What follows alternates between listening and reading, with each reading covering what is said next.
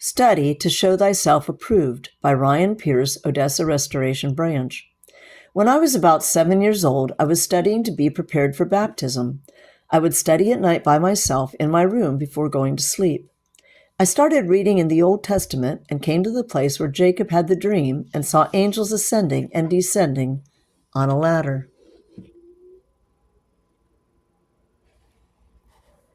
I didn't quite understand what that meant because, as far as I knew, angels could fly. So why would they have to climb a ladder to go up and down from heaven to earth? So I said a prayer that night before I went to sleep.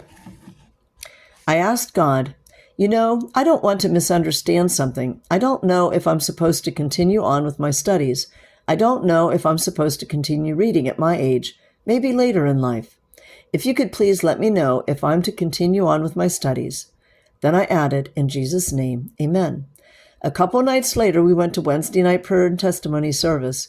We were sitting on the left side, facing forward. Brother Don Ward was sitting in the second or third row, just directly in front of us. He was giving a testimony or a prayer. I don't remember which. He stood up, and in the process of speaking, he turned, spun around, looked at me, and said, "Little brother Pierce, you are to go on with your studies. As you grow up, you will learn more and more.